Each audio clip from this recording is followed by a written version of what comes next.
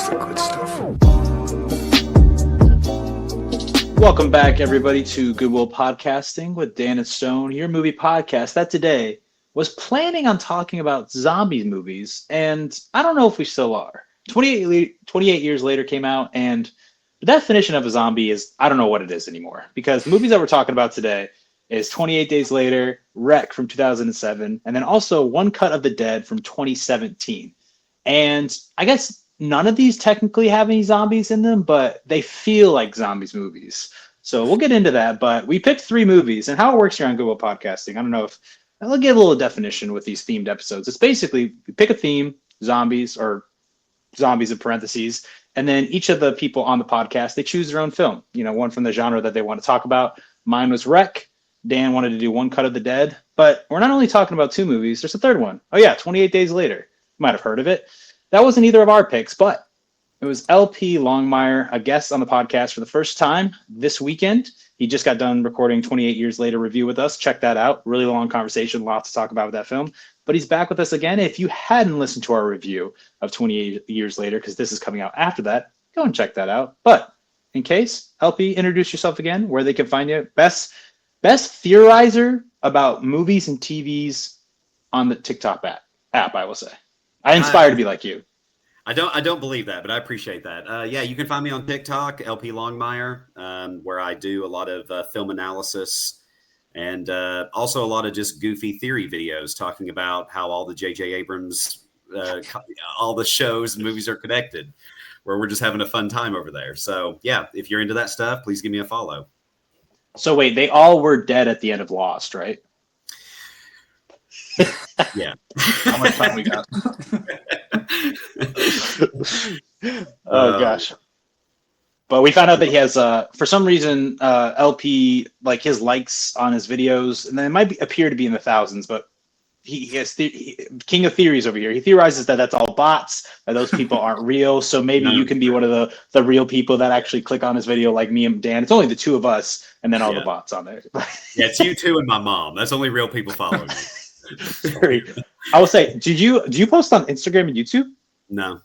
Bro, you got to get on that. You'll just thrive. You can just take your stuff from TikTok and put it on YouTube as is, and people will watch it and it'll succeed if you have the time. Do you find that the audiences are very different, or no?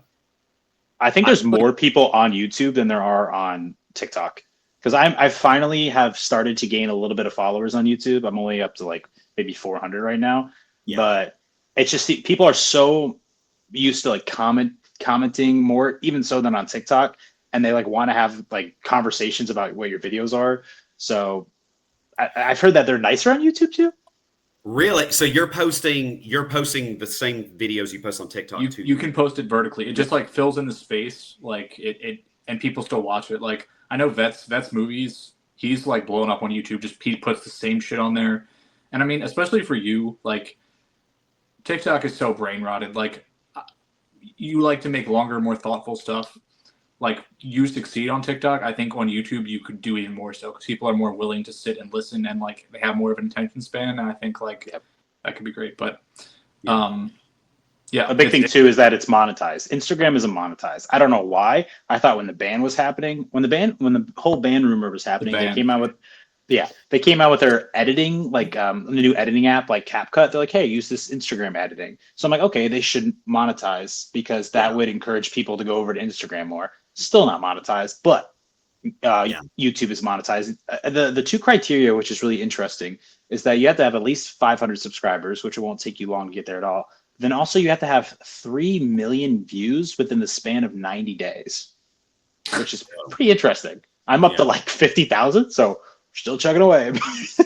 But so they're no longer doing the whole, like I remember years ago, it was like YouTube videos have to be 10 minutes long. That's not a thing anymore. No. Cool. No, it's changed. I'd like to see a play button there in your background in one of your videos one day. I mean, honestly, I might consider it. Yeah, because I was just under the impression, I was like, oh man, I would have to make, because that's what I like about TikTok, the way I'm able to kind of be in and out. It doesn't take up my whole day. I'm able to make a very quick 2-minute, at the most 3-minute video. Honestly, the video I did the other day on 28 Years Later, that was a long video for me. That was like a 4-minute video. That's very long. But, I like that. With YouTube, I feel like I would have to put a little bit more into it, a little bit more, I don't know. But you guys No. Swear to God, you don't. Okay. Yeah. I'll No, try. I'm not good at.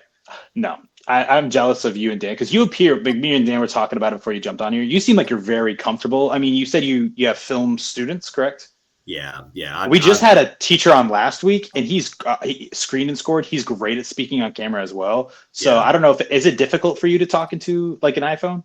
No. Oh, I'm so jealous. Yeah, no, it's not. Like when you were saying earlier about your voice sounding weird, that's something I got over a long time ago. So now it's just like I'm not. It's almost like this is going to sound very. I don't even know. I probably need therapy for this, but like it's like when I do it, it's like it's not even me. Does that make sense? Like when I look at it, when I'm edit, it's like I'm able to kind of disassociate it. As strange as that sounds. No, so it's like I don't have that weird. I don't know. It's the same kind of thing when you think about like I was looking at my stuff and it was like in the past year, 75 million people, unique people have seen my shit. And like you think about that and it's like, how do you process 75 million people have seen your like? I don't think. But it doesn't feel like there's no way to make that feel tangible or real. So it's just like, I don't care. Like, but it's a little strange. Yeah. Well, I mean, it's just how actors are, right? Like actors are able to they're like, that's not me. That's a character. Yeah. That's, and I'm definitely not playing a character, but I think I am just kind of able to sort of, I don't know. I just sort of view TikTok to me isn't real life, Yeah. It's not, you know what I mean? So I think that's kind of how I'm able to separate it. One day I'll get there. We'll see. You'll get there.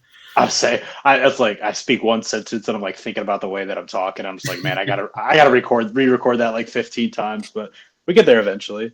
I'd like need a rage virus in my like. I need some of that. Like whatever Samson's on, and 28 years later, I just need to disassociate myself. But Viagra. Yeah.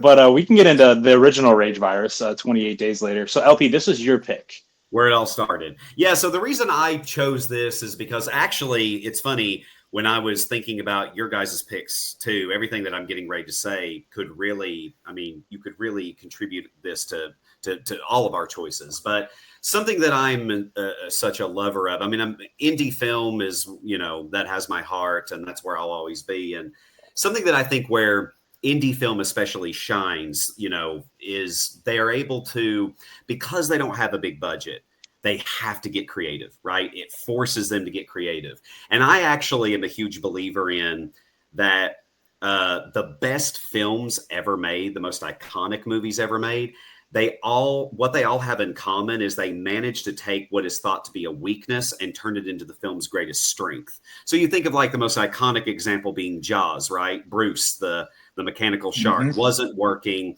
It was so frustrating. The original intent was you would see the shark the whole movie. And what was the film's weakness? Spielberg turned it into its strength. Okay, well, what if we just don't show the shark? What if we just focus? It fundamentally made the movie iconic by just not showing it, focusing on the fin. You think of a filmmaker like Clerks, right? Like when Kevin Smith, I don't have budget to do a location, so I'll just film it where I work at a convenience store, and that's where I'll just set the movie. I don't have the budget to get big name actors, so I'll just use my friends. And, originally his character, Bob, had lines. He had lines of dialogue, but he was like, I can't act. The moment I open my mouth, it's going to pull people out of the film immediately. So what I'll do, silent Bob, and it's just, he leaned into it and it made the movie stronger. So that sort of, catapults me into 28 Days Later, where it's sort of like, that movie just example after example of doing that, leaning into your weaknesses by making it a strength. The opening shot of the film, it's that iconic shot. It's kind of funny now because what we were just talking about with 28 Years Later, there's so much male nudity in the film. And it's really not that odd because it seems like, unfortunately, female nudity, that's something that has been, women have been sexualized in media for, decades. And but when 28 Days Later did it, Like when you saw Cillian Murphy, that opening shot of the movie, he's laying in the hospital bed, that was like groundbreaking. That was like great. And it instantly pulled you in. It instantly got your attention. But what's interesting is that shot, he was supposed to be wearing a hospital gown, but and because they didn't have much of a budget, the movie was made for $8 million. They didn't bring their own like hospital gowns. They didn't have like a wardrobe guy. They were just going to use it there at the hospital.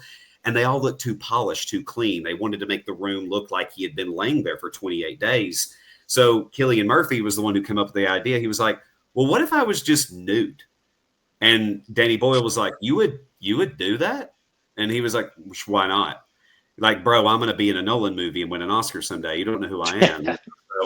So, it's like stuff like that where, what's another great example of that? Of course, we all know, I feel like I'm kind of I've seen so many people on TikTok lately break this down, but it just needs to be said when you're talking about the movie. Of course, the iconic shots, the empty streets of London, the way that was done.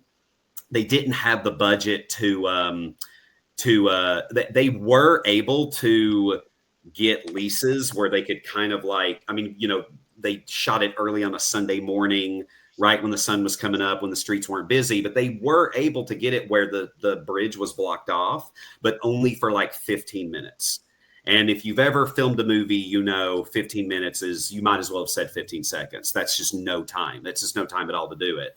And I actually think it's because of the guerrilla style filmmaking of that movie is kind of what makes the movie. It kind of forced them because they had to do all of these interesting workarounds. One of my favorite details about this movie is, and Danny Boyle could probably get canceled for this today. This is kind of a detail that's kind of got lost. I don't see a lot of people saying this, but he purposely hired very conventionally attractive women as part of the crew so that some of those scenes where they didn't have police blocking off streets, he would just have these women go just block off cab drivers, and the cab drivers wouldn't get upset because it's a pretty girl.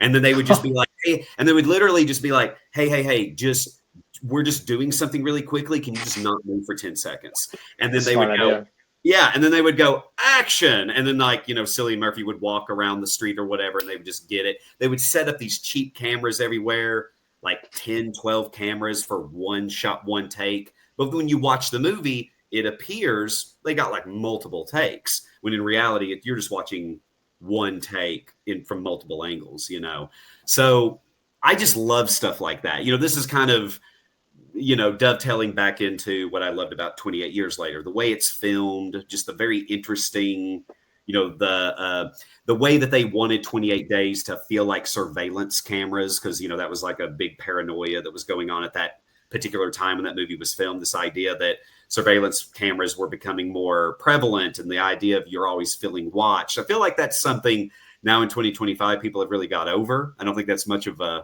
think we've all kind of accepted that, wouldn't you say? We're all just kind of like, yeah, there's cameras everywhere. We know, especially for us three, we literally film ourselves and post on the internet. So I don't know if that freaks us out as other people, but yeah, I just think it's definitely a film that is a product of its time. I think you definitely, when you watch it, you kind of have to watch it through that lens. I don't know. I mean, that film has great affinity in my heart, same way that Clerks does. So the same examples that I kind of gave, right? Like, I just love movies that can show young filmmakers that, hey, you can make a movie. You can do it. You don't have to have some super expensive high-res camera or, big name actors in it. Cillian, or I keep saying Cillian, it's Cillian. Cillian Murphy was at the time not a big name actor, Yeah, and, none of them are. Yeah, lead of the movie. So I think I think that film is such a great testament to, you can do a lot with very little, and that's just one of my favorite aspects of this film. It's funny because you mentioned the surveillance aspect. We talked briefly about, we talked off camera about this coming after 9/11 and kind of the jarringness of it, and how everything kind of felt, I think, more kind of exponentially dialed up emotionally. I think this is also coming right after the Patriot Act. The government took advantage of 9/11 to say, all right, now we need to know what everyone is saying and doing, and it's all for national security. And that was a huge deal at the time. I mean, that was, we look back now and we might, do stuff like Palantir, and you might wish for the the fucking Patriot Act now. But anyway, I just think that kind of goes into that too in terms of how it was shot. These were, it was Canon XL1 digital camcorders. This is one of those movies that I respect more than I actually enjoy watching. I think it's a little bit hard to watch with how it looks in terms of just how it's aged and all. I think, and we'll get into like the third act. I think there's some stuff that's a little bit annoying, but massive amount of respect for it. I think like Alex Garland is a huge gamer. I mean, he's maybe the gamer director, like if there is one. He's making the Elden Ring, man. Yeah, Elden movie.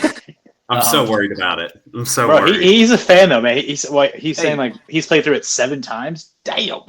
We've been talking about him, taking swings and stuff. I think it's going to be exciting. I'm going to be optimistic. But he said he was playing Resident Evil. He was a huge Resident Evil fan. He was always talking about how he found the zombie, like he finds slow zombies frustrating. He feels like they're silly and like they're easy targets. So he was like, hey, what if they were fast? Yeah. Isn't that scary? And like that's kind of how that came to be. But yeah. You guys were talking about 9/11. I wanted to say something real quick that I found out. So what's really lucky for this movie, this is a really old website that I just found here, was the shots of Cillian Murphy in the street happened before 9/11. Yep. So, and then like the rest of the movie was shot literally as 9/11 happened. Like it says here, filming began on September 1st for 9 weeks. Yeah. So they said, luckily that happened beforehand, because if that would have happened after 9/11, it wouldn't have happened, because the police it would have been pandemonium. You can't do huge acts like that in a huge city. So they got really lucky. Yeah.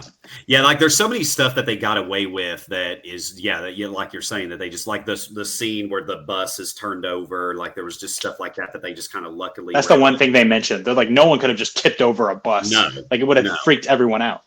One of my favorite stories like that about it is the shot where he goes up to the car and the car alarm goes off. And like there were all these angry bystanders standing around trying to get to work, and they're just pissed off that, again, people are just holding him off. Like, hey man, let us shoot this real quick. And so like there is audio where you can hear like when Cillian Murphy's just acting, and that you hear people going, F you, like they're just straight up cursing at him. And he's just trying to pretend like that's not going on, Great actor. A great actor. I'll say, Dan, I know that you're not as high on this movie, I think, as me and LP. Did you like, I think maybe possibly could have to do with the end part with the soldiers. What did you think about that aspect of the movie? And after that, do you know what the alternate ending was of this movie that didn't include them? I know there were like 3 total alternate endings, like in terms of the very end. They had one where he actually dies, which test audiences hated. They had one where they walk away after his surgery and it's like unsure what happened. And there's one where they cured an infected with a blood transfusion. So I think that's the one I heard about. It was Brandon Gleeson. So they brought Brandon Gleeson. They were able to find someone who knew about a cure, and basically Cillian Murphy sacrificed himself for the daughter and gave Brandon Gleeson all of his blood, which in turn infected Cillian Murphy, but Brandon Gleeson was able to walk away. Yeah, so he's actually dying, I guess, in 2 of those, and then 1 maybe he died. But to answer your question, anything like threat of rape stuff, I'm always just like, this is fucking lazy, man. Like, in general, I feel like the whole story goes so deep into that, and like I completely understand the point, and it's like, the human beings are the real scary ones. You're like, yes, I get that. But like, I just think that's lazy writing. I think that's like the most base human assumption when you have women. And I think Selena is her name, right? Yes. Yeah. I think she's first presented as this like really interesting character with like depth. She's competent. She can like take care of herself. And then she slowly just becomes like love interest, and then it's just like, will she be sexually assaulted? And it's just like, this is lazy. I don't think this is good writing. I think it kind of falls apart. And like, I'm not like, pearl clutching. I just think it's like, it's boring writing to me. Like, I don't know. That's how I feel. I think the whole movie is, I know the main character essentially is Cillian Murphy, which I don't know. Did the beginning of this movie inspire the beginning of The Walking Dead? They're like the exact same thing. They're like there's a lot of people that theorize that it is Okay. like the exact Well, there's same. no Walking Dead without this. Yeah. There's Yeah. no Call of Duty Nazi zombies. There's no a lot of shit. Yeah. There's no World War Z probably. Like, I mean, I said, Dan, you haven't watched The Walking Dead, right? like bits and pieces, not. Oh, okay. So you do know that it like opens with him in like the hospital and like the whole thing has happened already. Yeah, I like vaguely remember that. And he like I walks was like- around. Yeah, he walks around Atlanta and it looks just like the London shots. And yeah, it's. But I think that's that's what I find so impressive about this film is all of those London shots of the town being empty is in camera. Like none of that CGI. Whereas Walking Dead, that's all CG. Yeah. Very convincing CG. Looks good, but yeah, you're so right. It's like people have pointed that out. They're like, man, this feels almost exactly like the opening of that. Like Robert Kirkman just okay. I guess he made a living off of it. It worked out for him. You got to give it to him. But I think this movie, more so than about Jim's character, is more about Selena and how much she has changed and how much Jim changes her. And I think it's the fact that maybe the character changes you're seeing of her at the very end is the fact that she is more vulnerable now because she has something to hold on to when it comes to both Jim and Hannah. So that is what changes her characters. And also the fact that she is a badass. Like this is my first time watching this movie, which is crazy. Oh, wow. Okay. Yes. So when she killed Mark, I was like, holy shit. Yeah. I was like, she's like, bro, gotta go. Just hacks him to bits. I'm like, cool. Wasn't expecting that. I thought Mark was going to be around. I also didn't know we are going to get a surprise Brendan Gleeson. I was like, when I saw that, I was like, oh shoot, okay. That's awesome. I was really pumped for that. But yeah, for me, it was more about her and she's lived in this world for 28 days now and just being so hardened and then finding out that there's actually humanity out there. And then when that's challenged by none other than humanity, it does change her. And it does. And like I said, she is outmatched too with like 10 dudes there, but it's like, I think the relationship between her and Cillian really works. So I buy it a lot. But yeah, but I do get the whole like rape and the humans are the real evil, like that's overplayed. But I guess there are examples, Dan, you would know this better, throughout history where maybe situations like this have happened, where soldiers move into areas and they do crimes and acts like this. So it is maybe practical as to what would really happen if this did happen in 2002 or even today in 2025. So is it lazy? Yes. Is it easy to write that? Yeah, but it's probably maybe unfortunately what would happen. I don't know. Oh, is he muted? Yeah, you're muted, Dan, I think, bro. Sorry, guys. I don't He's think back, we're everyone. I don't think we're always necessarily like worried about realism in these movies. So I'm not. Yeah. Like I don't think you have to do that. I think you can write other stuff. But like you're right, and they did it in Andor, in a kind of PG-13 way, which I thought was effective. And to your point, I mean, they both did a lot of research. I think on a lot of different various atrocities that had occurred. I know LP, you were talking about the woman holding her baby that was inspired by the Kurds when they were gassing the Kurds, and they saw a picture of that, and like, I mean that shit was still happening to the Kurds in 2015 from Syria and Turkey, and we, ended up leaving them there to die. But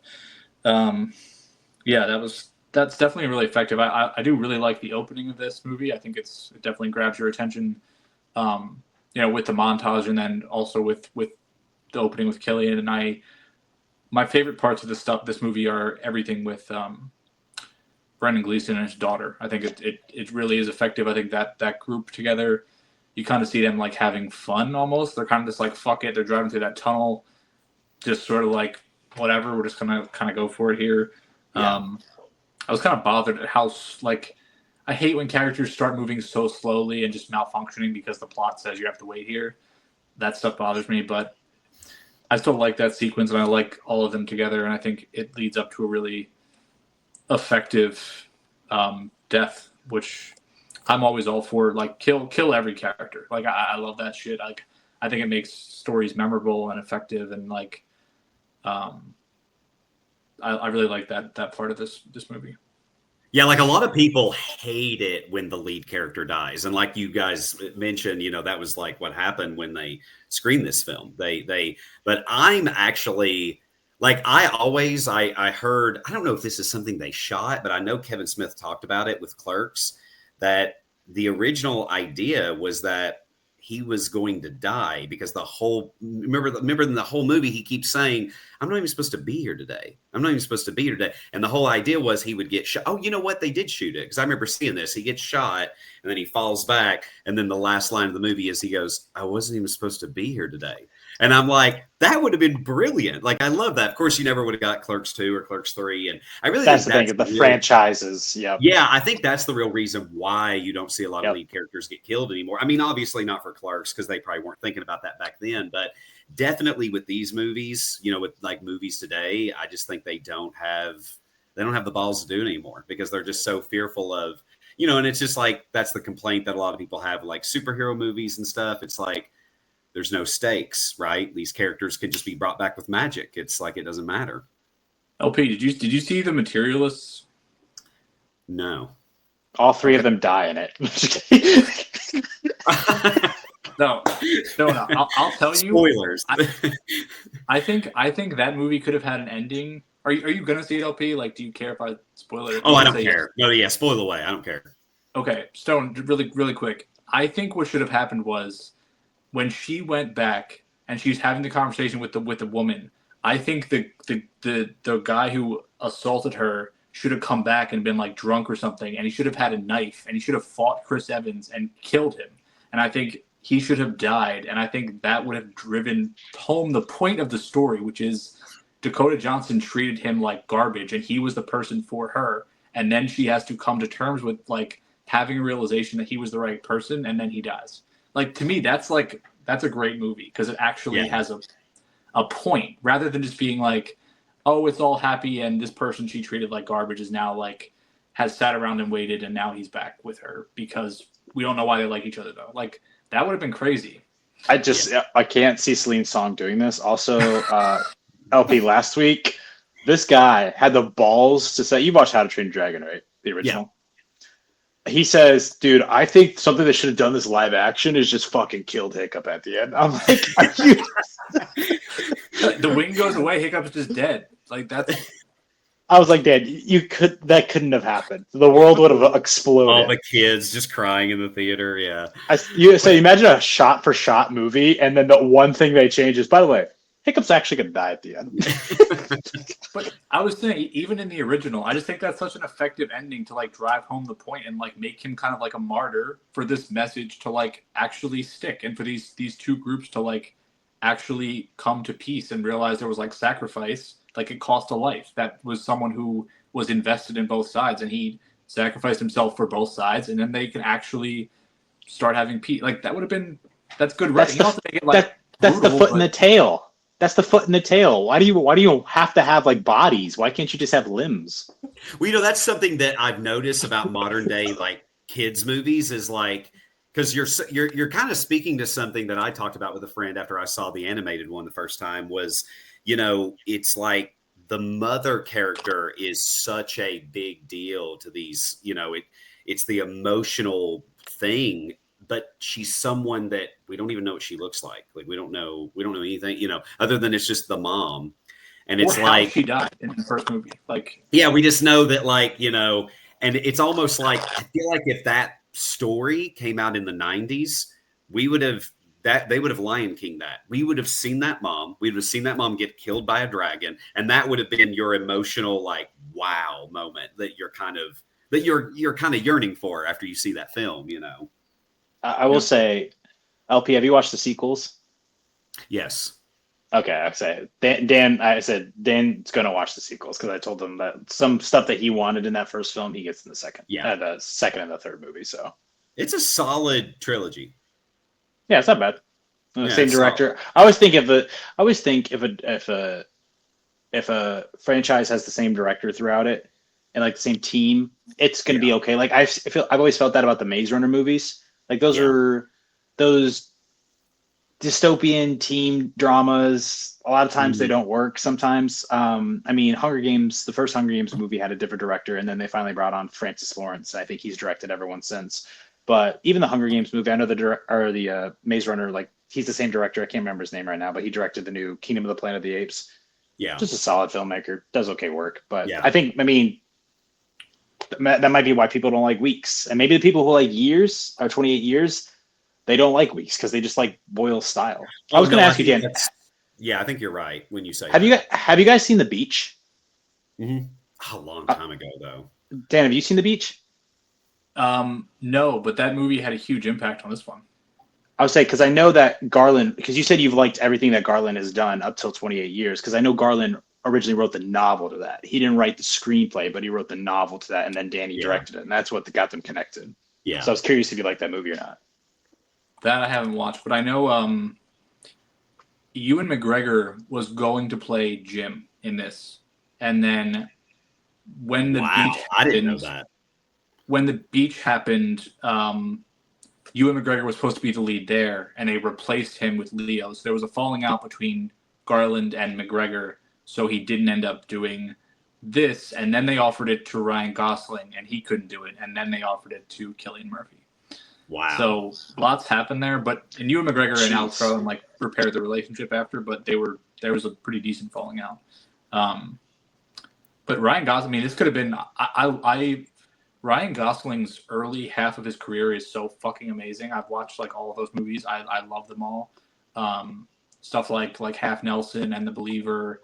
Like he was making such bold, interesting movies, and if he had added this too, that would have been truly something. But anyway, another thing I It wanted to feels say. like, it feels like he's chasing the bag now, doesn't Oh, it?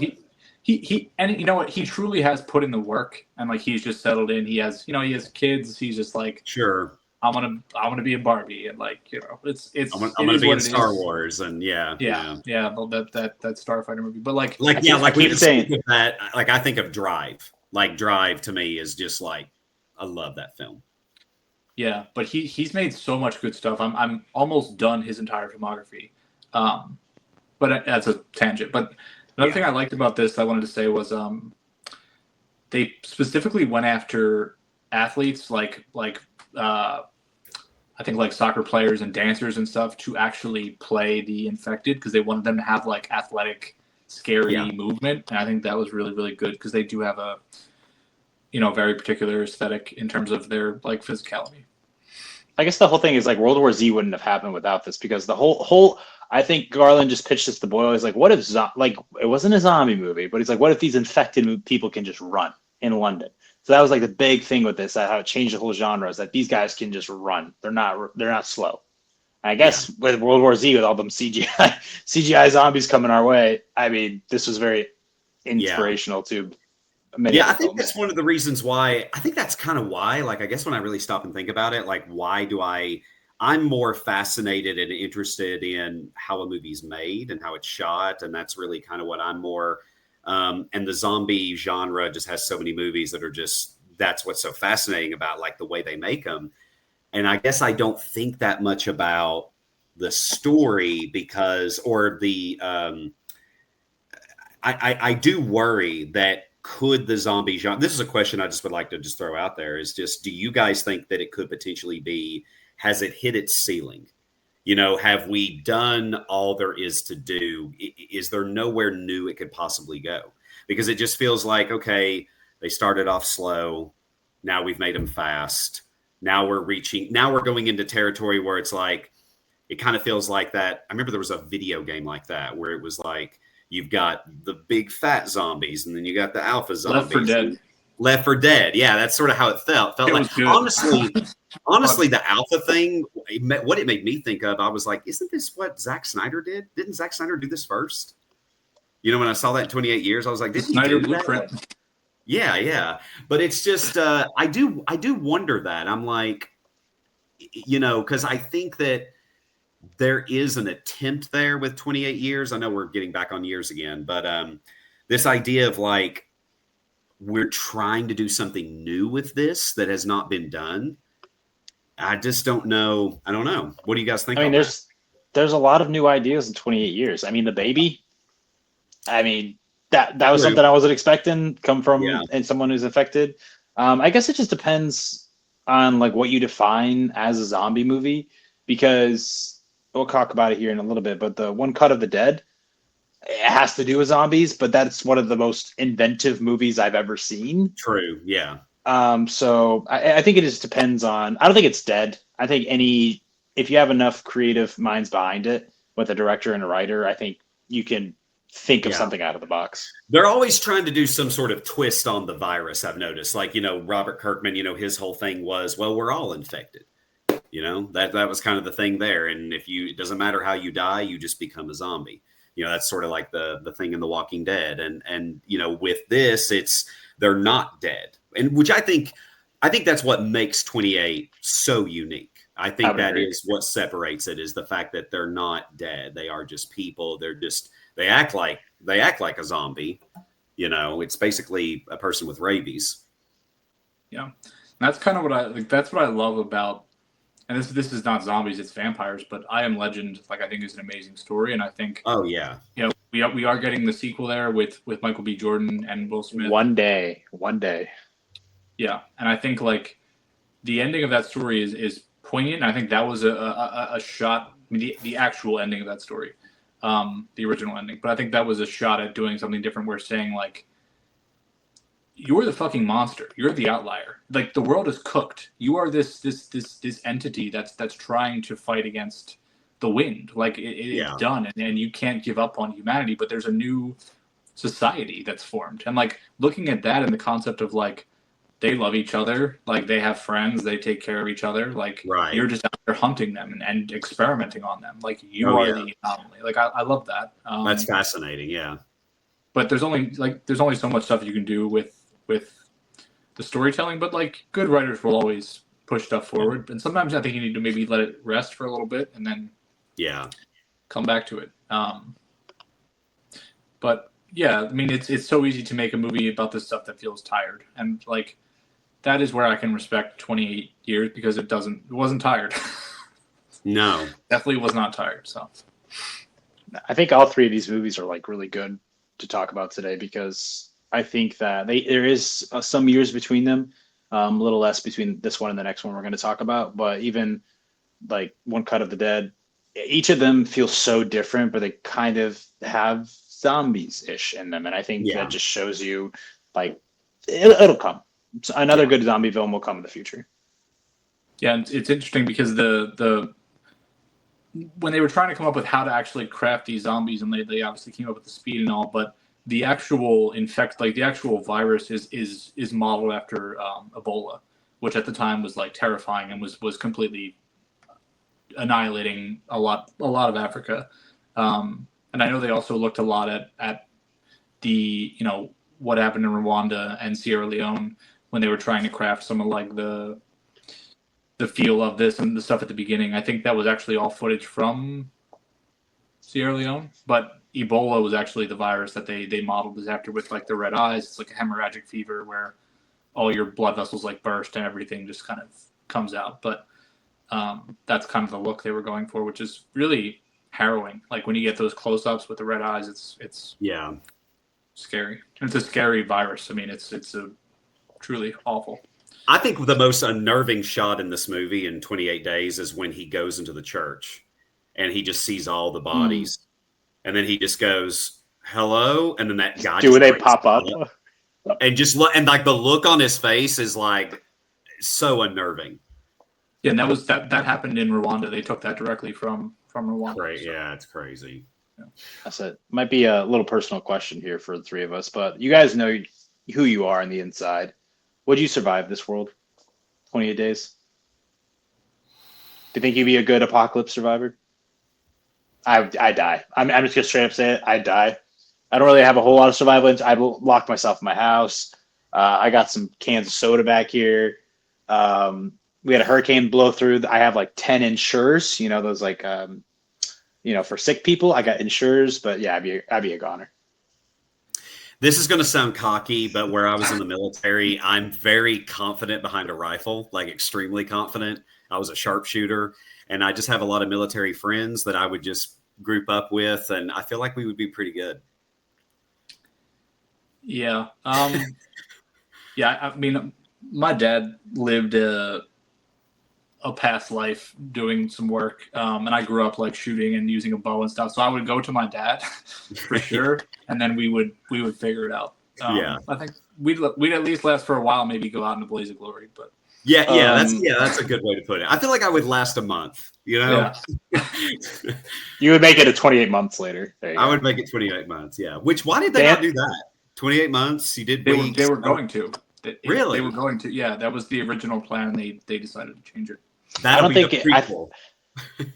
think it's because like weeks did not make as much money as 28 days, and that's not what you want when you're like, oh hey, this could actually be a big thing. Yeah, it made less money and it had a higher budget, so I think that just extinguished it. Also, Weeks was produced by someone, I think it was called Fox Atomic, was the production company, and that production company was only around like 7 or 8 years, and then it went under. So then the people who had the rights to it, I mean, the whole rights situation about 28 days later in general is just like a shit show. Yeah. So I think that had a lot to do it. I was gonna say, I've never even shot a gun, so LP, just remember when you start posting stuff on YouTube, I recommended you do that. So just remember me when the apocalypse happens, be like, oh yeah, that guy. Well, it's so funny because it's something I just never talk about. Like I don't ever bring up being in the, I don't know. I guess because it just comes with the territory. We've been bringing up military stuff because of the subject matter, but I just like normally, like I don't ever talk about it on my TikTok. I just know so many guys who it's like, they make that their identity. You know what I mean? They make it that's their whole personality. That was very important to me, that I didn't want it to be like I didn't want to be like doing TikTok videos and I've got all like a big American flag behind me and it's just like my whole, AR-15 mounted. Yeah, exactly. Yeah, I didn't want to be that guy. So yeah, that's good. Yeah, we're good with the Severance box, like that. Exactly. Yeah, stuff like that. I got my goat. Yeah. Also, it's funny. The most dangerous guys tend to not tell you they're dangerous. That's a funny thing about life. There you go. Did you see his goat video? Do you live on a farm? Did you see that, Dan? I have goats. He has goats. Like yeah, I love goats. Yeah, I remember that. Yeah. Do you have like a farm or something? I've got a pretty big yard. It's pretty big. Okay. Yeah, I got a couple of acres. So she got plenty of room to graze, and I gave that goat a good home. She got a good life. That goat was going to be she was going to be turned into meat, and I said, no. I want that goat. Give her to me. And so she has a great life now. She's like my best friend. So did you buy her because of Severance? I just thought, I was like, this would just be, it was just one of those things. I was like talking about Severance, and it wasn't like something I was looking for. This guy he had goats, and I was like, what are you going to do with that goat? He was like, that goat's going to become meat. It's going to become pepperoni. And I was like, how much for it? I was like, how much for it? He goes, $40. And I was like, I'll take it. Are you able to get like milk or anything like that, or? I mean, she eats. She eats well. Like I give her celery and broccoli and hay and carrots and. No, I'm saying, are you guys able to get milk or like make stuff or like? Oh, I mean, I could if I had time. I just don't. Yeah. I got enough milk. That's fair. That's cool, dude. Like soap and stuff. Yeah, I'm not. I would love to. I just don't have the time.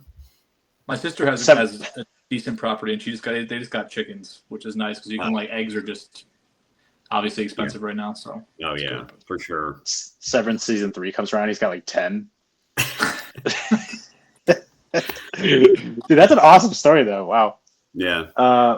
But we can get into our second movie if you guys want. Okay. Wreck. This is the one I recommended. It's just I had never watched this movie either.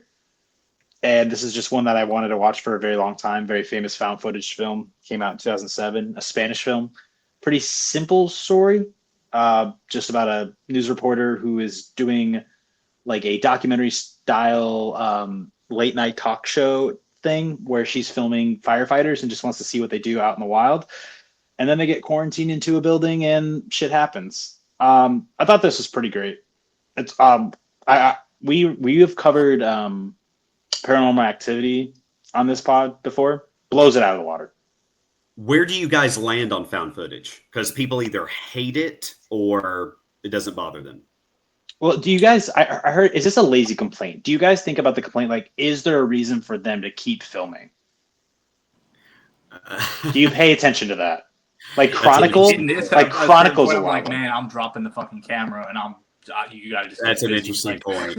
Yeah. See, I think this movie, camera, like, I think it works well because they think they're being done wrong, right? Being forced in a situation and they're being isolated from the world. So they're trying to document what has been happening to them so they can prove like, this is what these people put us through. So him holding onto the camera as long as he does in this movie, I thought was perfect.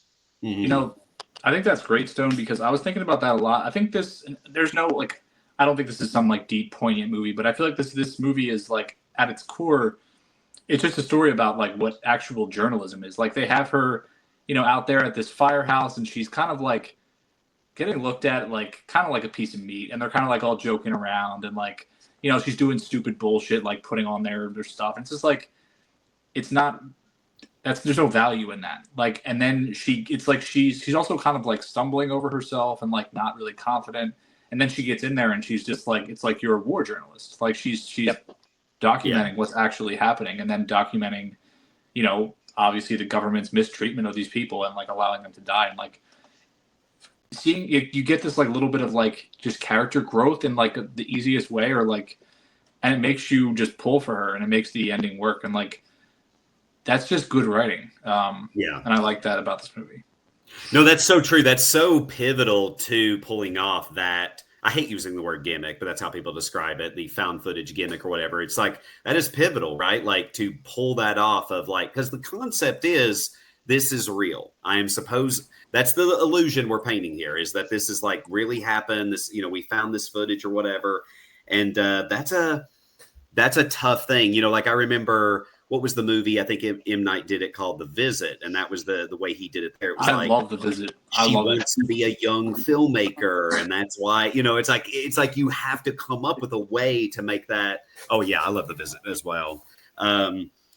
But you know, you're right. That's such a pivotal. I'm trying to think of a found footage movie that did not pull that off well. That made me think like, yeah, why don't they just cut the camera? Chronicle is the big one for me. Chronicle, there's no like he's like using power. I don't know. Have you seen Chronicle? Yeah. He's like using his powers to like film himself like killing people. He has no reason to keep on filming with that movie, but I love that movie. No, but you're right though. Like this movie does crazy stuff with, you know, like I remember that one shot where the firefighter like dude just falls down the stairs and just splat, you know. Great jump scare. Yeah, just awesome. You want to know why it's great? Because none of them fucking knew that was going to happen. Really? Dude, they didn't give. First of all, the woman who is the lead, Manuela Velasco, she is an actual like TV like news reporter, whatever. So like she's really good. But the rest of the cast, like they didn't give anybody the script. Like they didn't tell them what was going to happen to their characters. They didn't tell them anything except like what they really needed to know. So when that happened, they had no idea the body was going to fall. So like they all just freaked out. And that's fascinating. Really effective. Yeah, it's so like good. Yeah, it's really smartly made. But every moment that's scary, like they didn't really know what was going to happen. So it's almost like you're watching these actors, who most of whom were just kind of like regular people, like go through like a haunted house or something where like they don't know what's going to happen. So I think what adds to the believability of the story is that I think you don't have like stereotypical characters. Like everyone seems like the exact same, especially when they get to the apartment complex. They just are terrified and they want to get out of there. And something that really adds to the believability is that there's a lot of like people talking over each other. And like you can't really focus on one individual because there's hysteria. And then also there's like this big rule in found footage, or like maybe a big rule in movies where like you're not supposed to stare at a camera, but like normal people in the real world like look at cameras and they notice cameras. There's break the fourth wall constantly. Yes, there's a lot of points in this movie where they're just looking at the camera and they realize it's there because it's supposed to be there because this is supposed to be real life. Right. Like Jack in The Shining. Yeah. Was looking at the fucking camera. Oh yeah. that doesn't like. I know you're not supposed to do like it. Doesn't. I kind of like it. Like, I also I just watched both of the Funny Games movies. Like, I think they're both perfect, and like I love those movies, and like I love all that stuff. Which I've been meaning to talk about those, but yeah, it doesn't bother me. And obviously in this, it's like completely different because you're in this mindset of like reality and like you're actually recording. So. So the ending is terrifying to me. That was it's so perfect because you have this mindset of what the villain, what this evil looks like, right? These are just people and they're infected individuals. And then when you're in this darkness and you see this shadow looming that does not look like what you're expecting an infected person to look like, it is. And I commented, somebody who's been on the pod before, Brian Fears Ghost, he says that it was actually an actor who that was at the end. I couldn't tell. It's like the end of Alien Romulus. Like people are like, this person has so many distinctive features that just aren't in normal society. So it's kind of like the same thing, like what they did with Alien Romulus at the end of the movie here, is that this is a real individual that they just had a lot of fun with, and they used very creative. I like that. Something that really stuck out to me. You don't see this. I think it's it's supposed to be like a woman. I think like Stephanie or something. Like the originally. Okay. The originally, the original infected individual is, you don't see like them in the open light right away. You just see their shadow, and it's just the strangest looking shadow because they're so thin and they're so tall. It is what you've seen the entire runtime. It just doesn't compute, and there's no explanation for it really. And I love it. And I didn't like it. I loved it, but I don't like it. It really made me feel uncomfortable. Didn't like, I know we should just like stay on this specific one, and the sequel shouldn't have merit to what we're saying, but did the sequels eventually delve into, like, did they explain what this virus is? Yeah, I think so. It's like a demonic thing, right? Is that what it says? Or that's like the definition of zombie. Like, technically these people aren't dead. That's why I'm like, so for two of the movies we're talking about so far, the third one, it's got fake zombies in it. So we're not really talking about any real zombies in this episode, but yeah, these is like a demonic infection. These people aren't necessarily dead. Because, I mean, the girl has tonsillitis, and then all of a sudden she's like, ah! Yeah. Like runs away, which I thought it was ballsy of them to have like a little girl like be one of the infected. And I was like, props to you, movie. Yeah, I wanted to shout out the guy that Javier Botet is his name. He has Marfan syndrome, so he is 6'7", 120 pounds. But he was in Mama, the movie Mama in 2013. He played Set in the Awful Mummy movie. He played Slender Man in the Slender Man movie. He was Dracula in The Last Voyage of the Demeter, which came out in 2023. And then he was in Crimson Peak. He was in The Conjuring 2. He was in It. He's worked so much, but he's been dealing with this his whole life, but made a great career. That's awesome. Yeah. Good for him. It was that first shadow.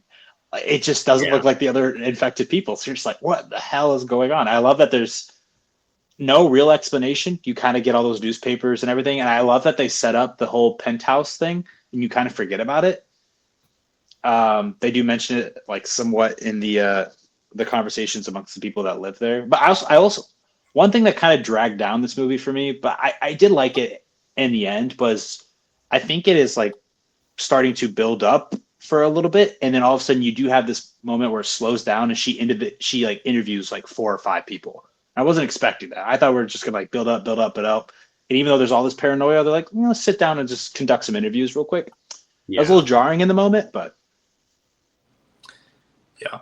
When I think of this movie, I just think of like chaos, like when it all, like, especially like the sequence when they're kind of trying to get it together, and then they go back down, and then it all kind of comes apart, and then the people are trying to come back from underneath the thing that lifts up, and they're trying to stop that, and they're like, do I free this woman that's here in the handcuffs? And then they're like, no, we have to leave. Like, there's so many little decisions being made, and it's like you said, very real, and people just like making mistakes. It feels so chaotic and stressful that like you kind of feel like you're there. So I think this really works. I also, Quarantine is like the US remake. People shit on it. I really like it too. Like, I think it's just as good. Like, I think people sometimes categorically be like, "Oh, the U.S. remake, you can't watch that." It's like, it's still a movie. Like, it's still a movie that can succeed or fail on its own. I think it's like same thing with funny games. Like, I'm not gonna just poo-poo that movie because there's an original. Like, I respect the original, like, non-English film, of course, but like, you can still enjoy the other two. I don't know. Well, that's Dan how does I felt not have a about the problem with Ring. remakes. That's how I felt about the Ring. I think the American Ring remake is better. I do. That's like okay to say. Like, it's not like any disrespect. Like, but for some reason, when you say that in certain circles, they're like, "What?" You know, they're like, "What did you just say?" You know, and it's like it's like fake outrage. Yeah, it's not real. But, Dan almost thinks that the How to Train Your Dragon live action is better. The only reason he gives the animated one props is because it came before. So yeah, I just think with that, I think that story lends itself to live action, and I think it added a lot to the characters and the dynamics. And there's better writing. Like, the original is so fast. It's so like, it's so like quick and just, I don't know. I tell you what, I couldn't get out of my head with that recent live action. The whole time I was looking at that guy, I don't know if I've seen him in anything. Maybe I have, and I'm just not. But the guy who plays Hiccup, all I was thinking was, I was like, bro, they're about to do a live action Legend of Zelda. That's Link. Would he not be a great Link? Bro, he would have an insane literally career. make a video about that. That would crush. Like I was watching that the whole movie going, am I taking crazy pill? This is Link. Like, this is who they should cast. I mean, I don't know what the angle they're going with that. If they're going to cast him like super young or something, I'm not sure how they're going to, but you want to know how I'm like franchise pilled and how I think about this is the fact that Super Mario Brothers was Universal, or it was Illumination, but that's owned under Universal.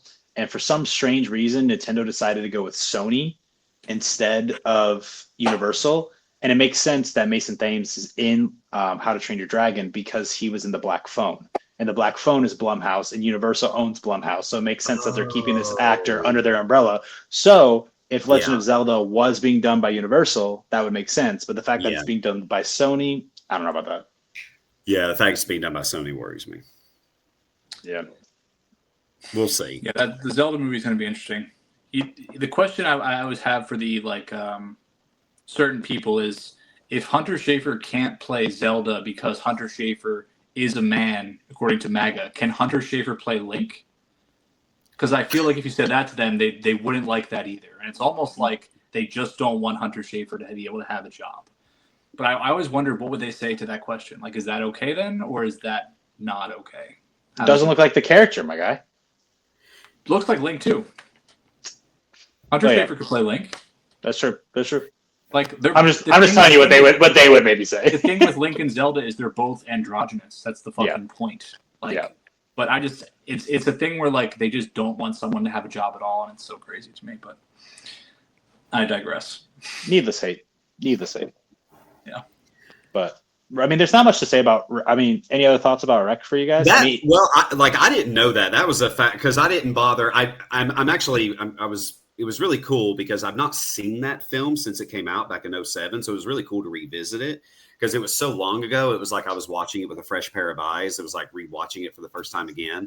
And like, I didn't know that what Dan said about, because like I marveled over that when I was watching it the other night. I was like, wow, these actors are so convincing. Yeah. Like, they just seem so real.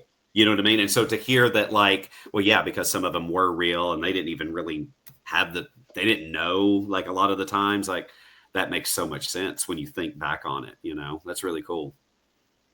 My thing with Rec is just as a closing thought, like, I don't generally find movies like unnerving, and I'm not saying it as like a hardo. It's just like, it's hard. I think it's hard as an adult, like, to watch something and be like, feel unnerved in general. Like, I think most people like don't, like, we're not like pissing our pants watching like a movie, but like this and Quarantine, like, it really pulls you in. It feels very real. It makes you feel like you're there, and you kind of are like, this is something that feels like it could happen. And like, maybe something like this has happened. Like, lots of shit happens where like the government shows up, the police show up, and you don't hear about what it is. Like, even that thing that happened in Miami last year where there was like 500 cop cars at that. You guys remember that at that mall? And then they never said what happened. Like, stuff like that. It's just like, what happened there? Like, you know, so it feels very real. I think that's what makes it work. I think something that's interesting too about found footage movies is they really help you learn a lot about yourself. Like it helps you realize what you are afraid of because it's under this disguise that it's real that I'm watching. If you really allow your mind to go there, like, okay, I'm watching something that is supposedly real and it's really happening. Like I have never been the type of person when I watch Jaws, I could go swim the next day. I was not one of those people. You know, that was a famous story like, oh, yeah, the beaches were just empty when Jaws came out. I've never been one of those type of people that like, I don't know. I'm just trying to think of horror films that I've never really, but Paranormal Activity did something to me when she is dragged out of the bed because I sleep that way. My leg hangs out like that.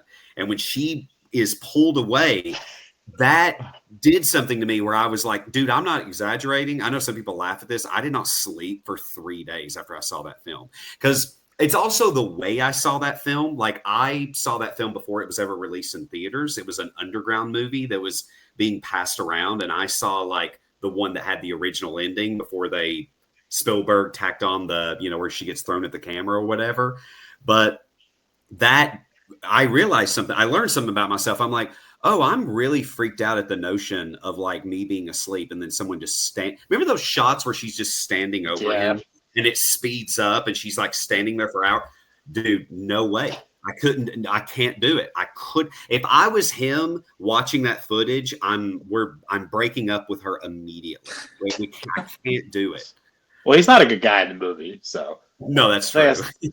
Well, I'm glad you brought up Paranormal Activity, though, because it made me think about something that might be a trope in these found footage horror movies that I think maybe it might be a good thing to lead off with. I was wondering, because it kind of did subvert my expectations in this movie, because I thought maybe that they were going to get out, because they do think of another way to get out through like a sewer system or something like that. I'm like, okay, is that going to be the finale of this movie? But no, shit happens, and, you know, some terrible thing happens at the very last second, and that's the end of the movie.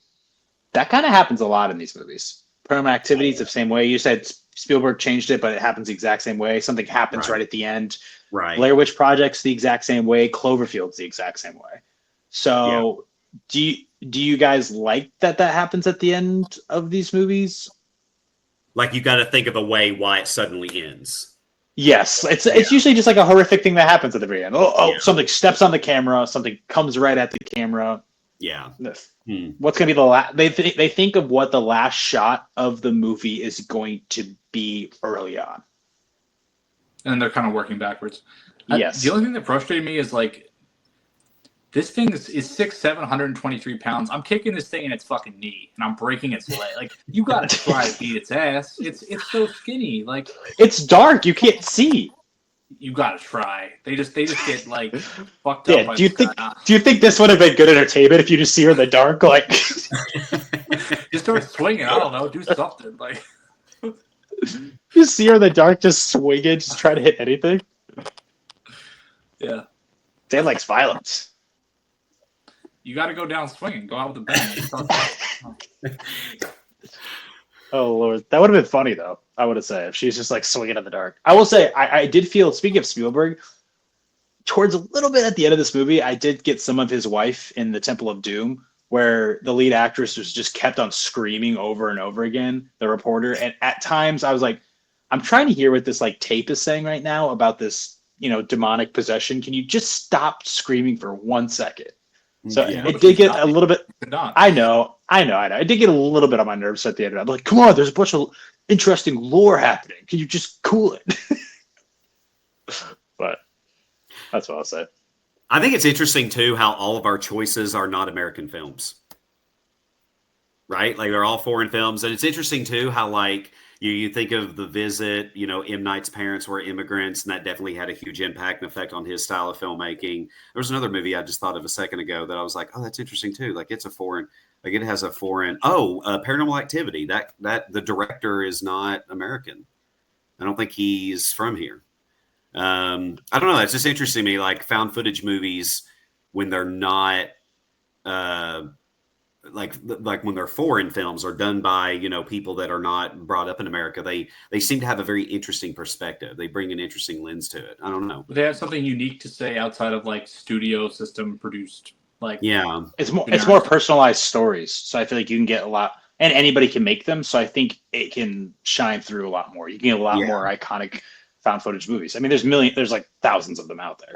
Yeah. I also think in regards to what we're talking about here, like, and it's funny because I just made a video about Supernatural. I love that show so much, and one of the things I love about it is like, it's not the most in-depth necessarily always, but like it tells you so many stories from around the world and shows you their cultures and their lore and like their monsters and like there's like, do you know how many of those things there probably are that can make amazing movies that we just don't even know the stories? Like, it's limitless. So I think like people are pulling from just different experiences, and obviously horror, like we just talked about with 28 Days, like horror also pulls from like national trauma and different traumas around the world, and like every culture has seen different horrors throughout their history and like can pull on that. So I think there's just so many other stories to be told, and like that's why the genre really succeeds internationally. And that's one of the great values of like horror talk, like sharing that stuff with us. So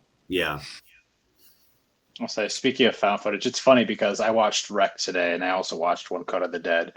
For a second, I thought One Cut of the Dead was a found footage movie, and I was like, well, I mean, this might be a good segue, but I was like, what are we getting into here? Me and Dan talked about it before you joined us, LP. Dan, why did you choose? We had a friend. I think Brian Fear's Ghost recommended this movie to us. It's a very popular movie. You know what's crazy that I just saw? It is the #1 rated zombie movie on Rotten Tomatoes. Now I know Rotten Tomatoes, a lot of people don't like it for good 100%. reasons. Sometimes it's got 100%, 97 reviews, 100%. People love this movie. You just gotta make sure you stick it out. Yeah. Well, that's why I said what I said earlier when I was like talking about my build up to why I chose 28. Everything I said, this is like a perfect example of a movie that they're doing a lot with a little. Like probably the best. $25,000 they made. Yeah, it's crazy. 25,000? Yes. Holy shit! And so creative. That's so impressive. Yeah, it's so good. Like I can't wait to rewatch it because it's like when she.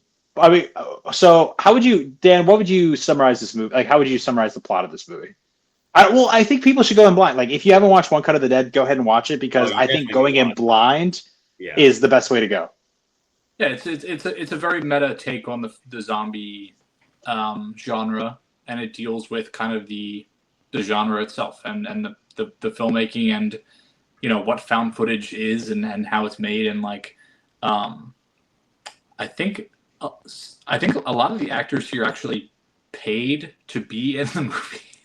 That's a good way to cut costs. But yeah, they made it for 3 million yen, which is about $25,000. And it's a very, like Stone said, like, don't turn it off. Like you have to like keep watching and like stick with the story and the characters, and like this is one of those movies where like the last half hour you just sit back and you're like, holy shit, like this is masterful. Yeah. Dude, it was the point where she popped up and she's like, what's going on? And she's got the axe in her head and she went back down. I was like, that like 25, 30 minutes in, like the first 30 minutes, or that's the one take you see, I'm like, what is going on? Like, is this just like a really shitty movie that I'm watching? Yeah, I think this film really speaks to like what I was saying earlier about a way that a filmmaker makes the weakness its biggest strength. Like some of the stuff that, like my favorite moment in the entire film is where they wipe blood off the lens of the camera. Just like stuff like that. Like I love that.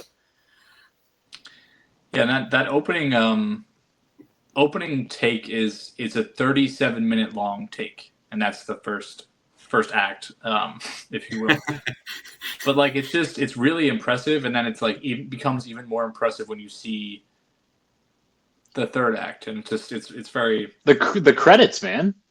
Yeah, it's so interesting that they have to plan. I guess it's in a script, but they have to plan mistakes, and then you have to like fake doing the mistakes, right? Because and then I don't know if you saw this. The guy who's like bald and gets the sickness, he looks like he's part of the film crew. He was filming shots during the credits, so it looks like he is actually part of the crew and was like an actor that got brought on to have a diarrhea problem.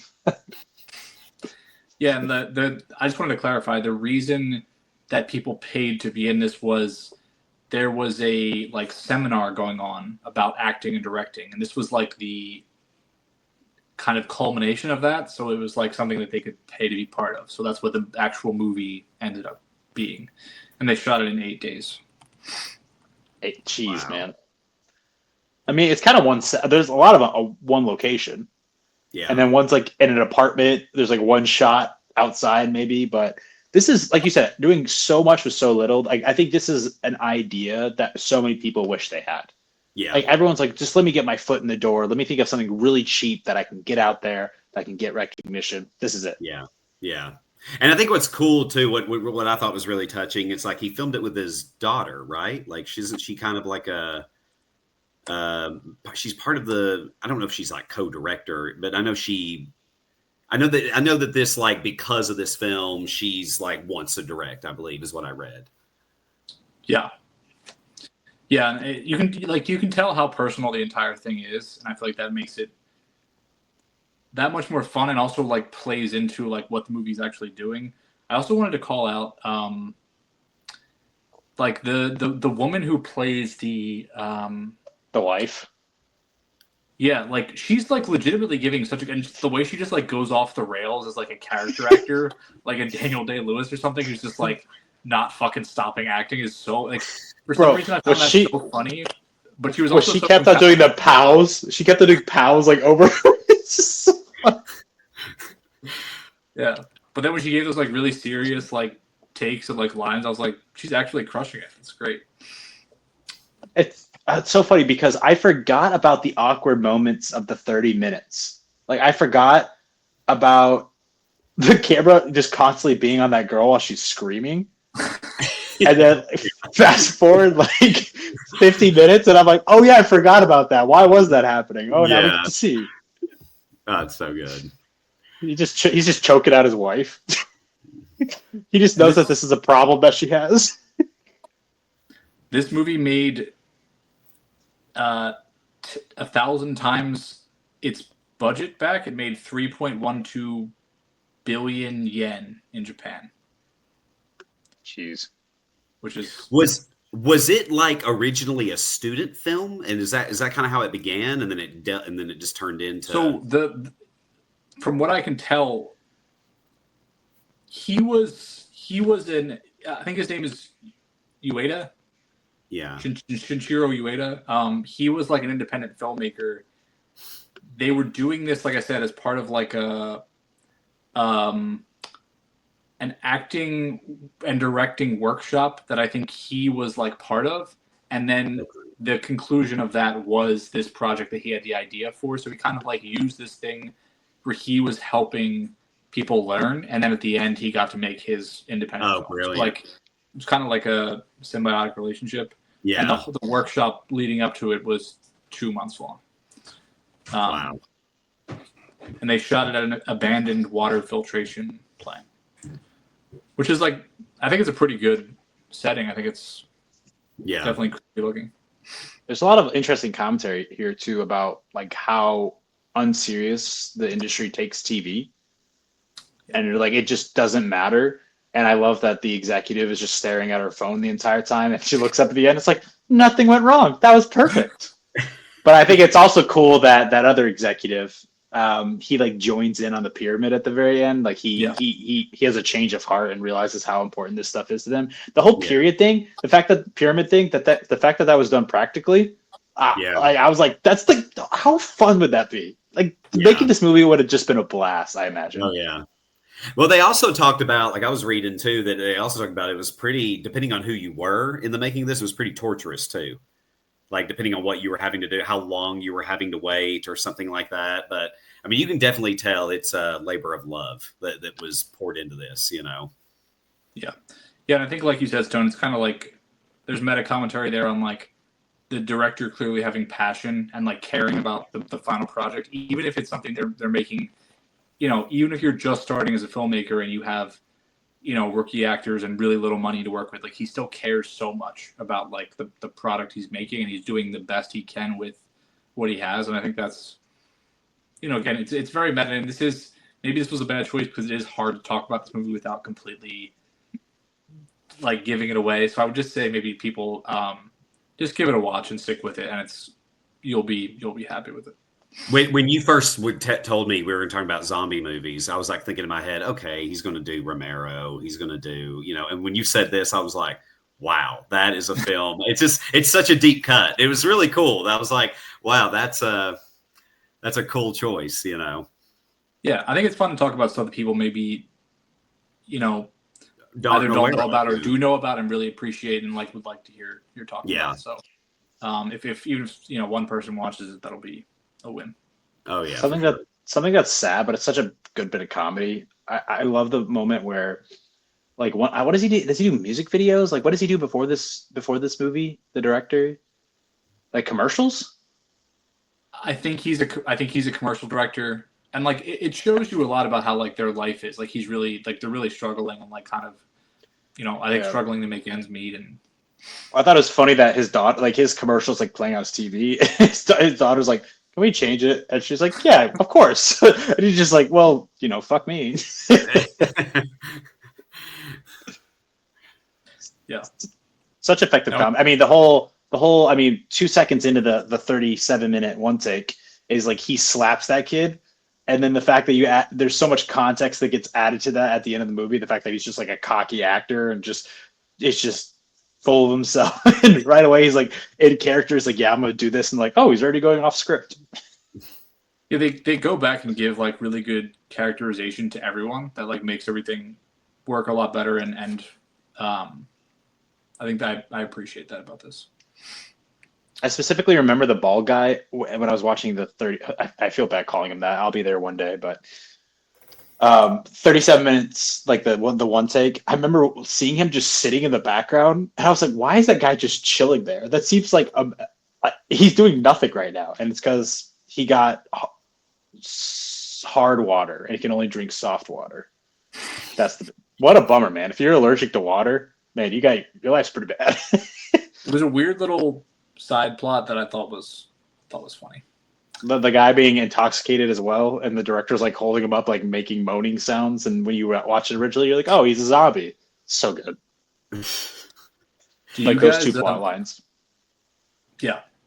Do you guys have any other zombie movies that we haven't talked about in depth that you would recommend to people, or maybe just branching out into horror if it's not a zombie movie, but just as a closing thought? You go ahead, LP. You got anything up the top of your head? It's funny. I was planning on making a joke at the beginning, but now I'm just going to just say, I was going to reference, there was something that was said that made me think about Bones and All, which is not a zombie movie, but technically it kind of is when you think about it.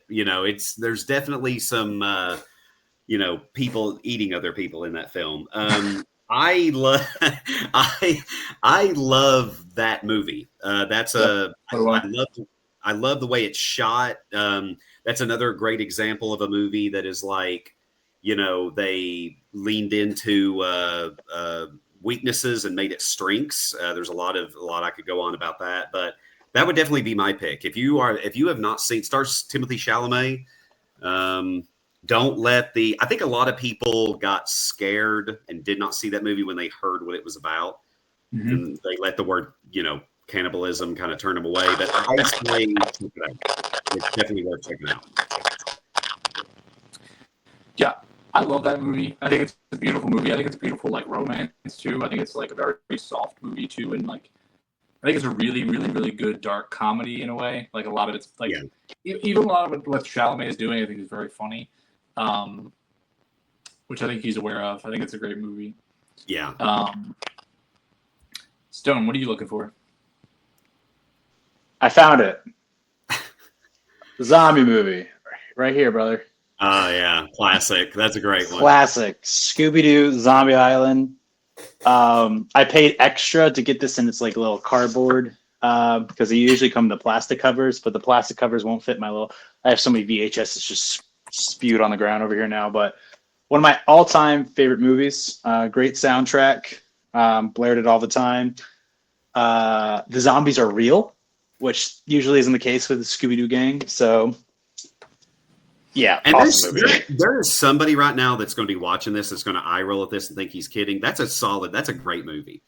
Like, no, like The actually, Louisiana setting too. Oof.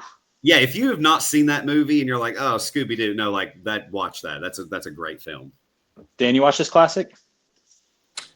No, I haven't seen a lot of Scooby Doo in my day. To be completely honest, I have to brush up on my That's the Scooby. Scooby Doo to watch for sure. There's like 4 movies they came out with that was like iconic. Like it was a span of like I think like 4 years. Is this Cyber Chase, Alien Invasion, and then there's one with the sisters. It's like a Witch Sisters or something like that. But all great movies. I was trying to think of like this is kind of weird. I'm gonna give you guys a recommendation to keep in mind for down the road. It's called We Bury the Dead, which was something I saw at South by Southwest. It finally got acquired. It's a little Australian movie. It's going to be coming out sometime next year, and Daisy Ridley's in it.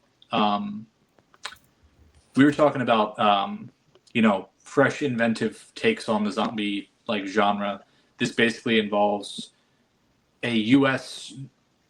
weapon test that goes wrong off the coast of Tasmania, and basically it kills every single person in Tasmania on the island.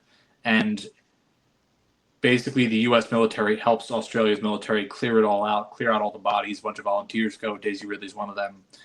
And then people start reanimating, like some of the dead people. It's nothing like you've ever seen before. They're not so much like violent or antagonistic as just upset and confused. It's more of like a scientific occurrence as to what's happening to their body, where their brain is firing and there's energy there, but there's nothing else really. And she's looking for her husband, and the relationship there was strained, and she meets a couple other men along the way. I got to watch Nicolas Cage's The Surfer sitting next to Mark Cole-Smith, who was one of the Australian actors in this movie. He was the nicest guy. We shot the shit for like an hour just about movies, and his movie and Nick Cage and all. He was so nice, and he's really good in it too. It's just a great personal zombie movie that's a different take, and I was hoping it would get acquired by like Neon was looking at it at South by, but they didn't pick it up. But it did get acquired by Vertical. And yeah, it'll be coming next year, so just keep it on your list. And it's called We Bury the Dead. And I think Daisy Ridley is a great actor, and I'm glad she was really good in this. Yeah, I was saying I meant to. You said you sat next to that guy.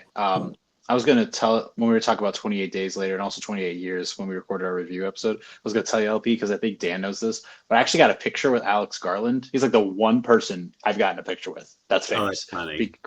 Because I lived outside of New York City and went to a random screening of Civil War early, and he was there, and I like ran up and tried to get a picture with him. And it's so funny because yes, there's comedy in 28 Years Later. Alex always seems like a pretty serious guy a lot of times. So it's very funny because I have like a I never take pictures ever. I was looking at it today, the last picture I posted on my Instagram, it was like a year and like 2 months ago, even though I'm posting on TikTok almost every single day. But it's so funny because I'm taking a picture and I'm smiling. Alex, stone cold, doesn't look like he wants to be there at all. Doesn't look like he likes me. Well, I mean, he just met me. Hopefully he didn't hate me, but yeah. But yeah, serious guy for sure. But LP, welcome to your first episode of Good Will Podcast. Yeah, man, this is awesome. Technically your second one. I thought it was really cool when you guys reached out, because I just assumed that, the first, like time I was ever invited on a podcast, not just this one, but like any would be about Alien, because I've covered that franchise so much. And it was really cool for someone to be like, you want to talk about zombies? I'm like, yes. Oh yeah, cool. Yeah, I love the shirt. I dressed for the guest. Dan, stand up. That. You also got your Alien shirt on. That's awesome. Yeah, I definitely like. That's certainly how people found me. I was like the Alien guy there for a while, and then that was sort of how me and Movie Death Blow connected. How Jimmy, and because he was like the only other guy on TikTok talking about. Now it feels like there's so many people talking about Alien on TikTok. It's kind of cool. But at the time, it really felt like it was just me and him. And that's how people found me. But I am one of those people. I watch everything. You know what I mean? I watch every. I don't discriminate on the genre. I probably watch a lot of stuff that would surprise a lot of people. But it was really cool to just be like, hey, you want to come like anytime? You know what I mean? If you guys are covering like romantic comedies, whatever, you know what I mean? Like I'm down. Yeah, would love to have you back, and like, it's definitely, I think it's not easy. Like a lot of people can talk on TikTok, but like I think it's hard to like actually sometimes do this, and like it's definitely, I feel like, something that not everyone can do. So it's great to have a resource like you, because you have a great amount of knowledge, but also you can like convey it, and that's half the battle. So I appreciate that. I just want to clarify. So when you talk on TikTok, it's not the real you. Like this is the real you, right? This is not even the real me. Oh, okay. This is LP2. You will never meet the real me. Yeah, no, I'm kidding. We'll meet a different LP on the next episode that we have you on. Exactly. But yeah, tell everyone again where they can find you, my friend. Yeah, find me on TikTok at LP Longmire. And thanks to these guys, you may now find me on YouTube. I don't know. They've kind of inspired me, so I might make that push pretty soon. Nice. Well, tune in next week, guys. Follow LP, but tune in next week. I think we're going to discuss F1. Some interesting takes we've already heard from Dan about that, a little sneak peek. But we'll see if I love it tomorrow. We'll see if I'm Brad Pitt pilled, if he's as good looking as ever. And I think we're also going to talk about maybe some racing films, which should be interesting. But until then, go out and watch some good movies this week. Form your own opinions on all the ones we just talked about. Sit on a park bench, touch some grass, call up your friends, and we'll see you then. Peace out, Barry.